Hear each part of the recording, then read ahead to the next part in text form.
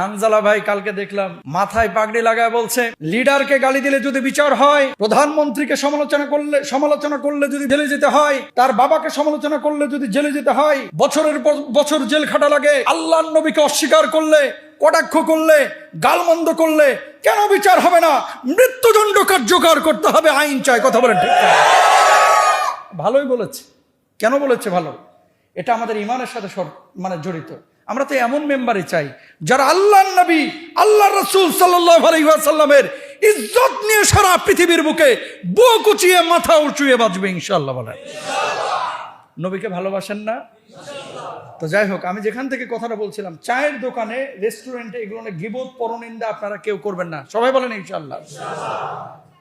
তো আল্লাহ সুবহানাহু ওয়া তাআলা পারিবারিক জীবন, রাষ্ট্র অনেক পরের বিষয়। মনে রাখবেন, আপনি যদি প্রেসিডেন্ট হতেন, ধরে নিলাম যে আপনাকে আল্লাহ তাআলা প্রেসিডেন্ট হওয়ার তৌফিক দিয়েছেন বা এমপি মন্ত্রী হওয়ার তৌফিক দান করেছেন, আপনি রাষ্ট্র কিভাবে চালাইতেন? আপনি পরিবারটাকে যেভাবে চালান, যদি পরিবারে আপনি সঠিকভাবে মেনটেন করতে পারেন, রাষ্ট্র আপনি মেনটেন করতে পারতেন। যদি পরিবারটা নিজের বউকে সামলাইতে না পারেন, আপনি হিরণচিকে সামলাইবেন কেমনে? কথা বলে না কেন? নিজের ছেলেকে সামলাইতে যদি না পারেন, আপনি রাষ্ট্রীয় নাগরিকদের কিভাবে সামলাবেন? ভুল বুঝছেন না। রাস্তাঘাটে অনেক চোর ডাকাত আছে না? এই চোর ডাকাত আপনি সামলানোর কথা বলতেছেন, কিন্তু বাড়ির ডাকাত আপনি সামলাইতে পারেন না। ছেলেটা টাকা মেরে দেয়, বউ কথা শুনতেছে না, আরেকজন পাশের মহল্লার এইটাকে আপনি শুদ্ধ করতে পারতেছেন না, আপনি রাষ্ট্র কিভাবে সামলাবেন? এই জন্য মূল কথা ইসলামের, শুদ্ধতার শুরুটা হতে হবে পরিবার থেকে। কোথা থেকে? আরো জোরে, কোথা থেকে?